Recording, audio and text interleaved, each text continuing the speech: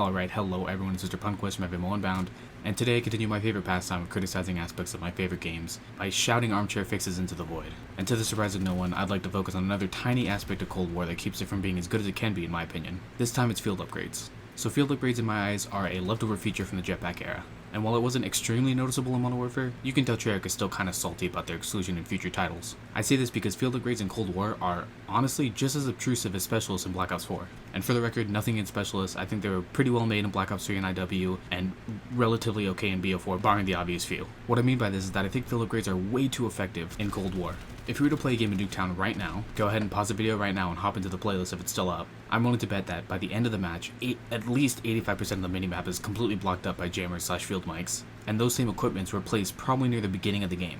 Either that or both houses are just absolutely covered in gas and proximity mines. And sure, I mean, if you're an engineer main like myself, it's really not too difficult to just walk around the field mics and shoot the gas mines and scramblers. But to me, it's not about the ease of destruction, it's about the sheer volume of field upgrades that can be put out, and how 2 to 3 good equipment placements can just completely control / ruin a game. Narrowing it down, I'm going to focus on what I believe are the 3 big problems. The length of the field orders in relation to player apathy, how effective they are, and the lack of clean counters. While I know these problems will never be fixed, especially because this COD season ends in like a couple months, I'd still like to talk about this because it feels like something that kinda just got overlooked throughout Cold War's life cycle. Like sure, the snipers and LMGs were dangerously overpowered this year, and streaks rained from the sky like a prime model for 2 lobby, but whenever I get really mad playing Cold War, it almost always comes down to field upgrades, be it placement, over abundance, or just plain cheese. So going right down the list, let's first quickly talk about trap utility in COD. Things like claymores, bouncing betties, and trip mines have basically been in COD since it blew up back in 2007, and on paper they definitely seem like valuable tricks. It helps solo players watch their back and punishes brainless WQ warriors, like myself, and it's no different with the offensive field upgrades in Cold War.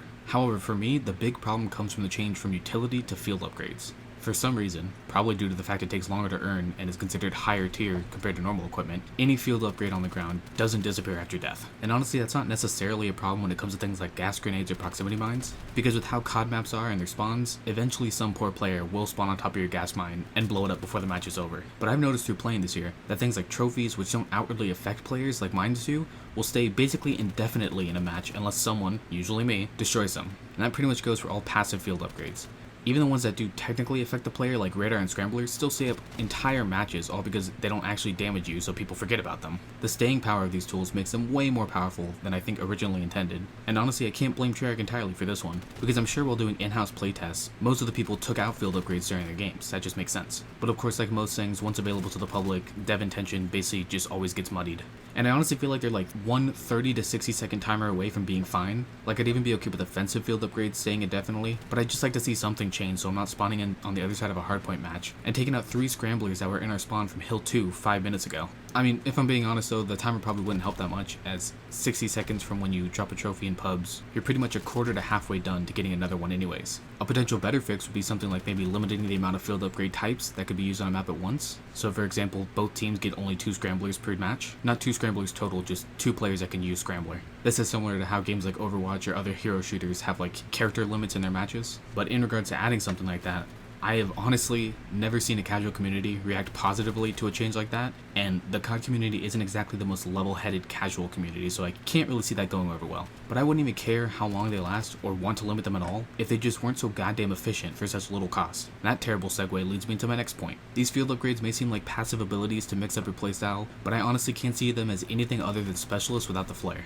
And I know that sounds outrageous. I mean, how could you compare something as puny as a gas mine or a scrambler to something like Torque, Nomad, or Ajax in Black Ops 4? Well, with all specialists, once they pop their abilities, either their ult or their specialist equipment, they become a focal point on the map. If I see my teammate die to an Ajax, I'm immediately pushed into defensive mode, waiting for the Ajax to get to me or straight up trying to run away from them. When I hear distant barking on the map, I instantly begin searching around looking for Nomad's Hellhound. And the most important thing is, so do my teammates. Like even John Q. Rando knows to focus fire on a Torque barrier. And that's a big problem / difference in my opinion. Nobody focuses on the field upgrades, but they still have the massive power of normal ultimates. I mean, gas mines have huge effective radiuses, they kill you in 4 ticks, they shake up your screen, and they mess up your aim like a stun grenade. Trophy systems have basically become snipers in this game. They can snipe a grenade out of the air from miles away from where the trophy isn't even located. They basically become a giant security blanket over a hill on hardpoint. If there are enough field mics on smaller maps, then that team will have a permanent UAV around the entire map that will most likely never get destroyed unless I'm in your lobby. And I'll fully admit this next problem could just be me, but with no aim assist on the field upgrades and the fact it doesn't take 1 bullet to destroy things like trophies, SAM turrets, and scramblers, it means that even if you try to destroy them, you're just throwing your life away, since there's an extremely high chance the enemy will hear you destroying their shit and come back and gun you. It's It's an endless cycle that only seems to punish the player that's trying to take the equipment out. So how does a hypothetical Cold War player take him out without risking their life right now? Well, for everything but the trophies, grenades sometimes work,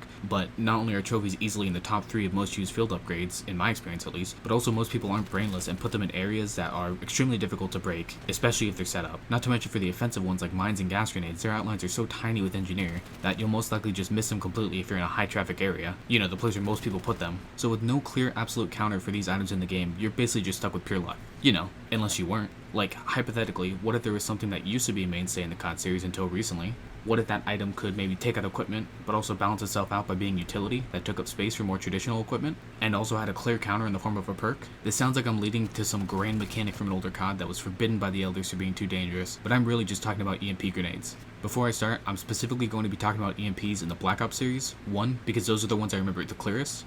I honestly don't remember if games like MW3 or IW had EMPs. And 2, Treyarch titles just seem to have more intrusive tech than IW ones, so I feel like it's more important to focus on them for now. But back to the point. An EMP in Cold War would honestly fix 90% of the problems I have with these field upgrades. I'd even take it as a field upgrade itself. With EMPs, I would be able to safely take out any equipment barring trophies, unless the blast goes through walls like it did in Black Ops 2, which I would definitely be in favor of. It also doesn't require Treyarch to do anything to the field upgrades that I mentioned above. The fact they last forever is obviously fixed by the fact that I have an easy way to take them out now more efficiently. The inclusion of EMPs also cancels out my first problem of there being too many field upgrades out in a match. And for things like scramblers and radar, where it's almost impossible for me to destroy without getting killed, since the person will probably be camping near it, I would finally have a safe, guaranteed way to come out of that successfully, instead of, hawking grenades or shooting every wall, praying to the only god I know that 2 bullets will connect and actually take it out. And it's not only a positive either.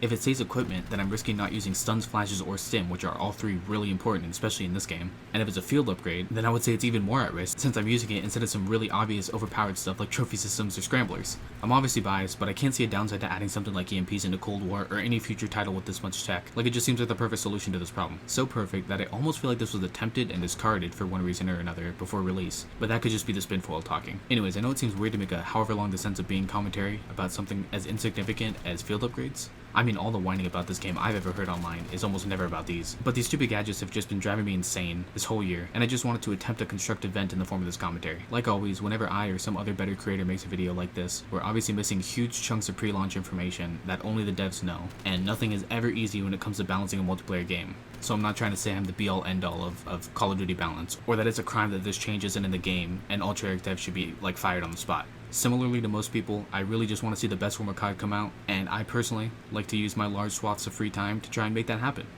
As futile as it really is. But anyways, this is Mr. Punkquist from Everyone Bound, signing out. I'll see you guys next time.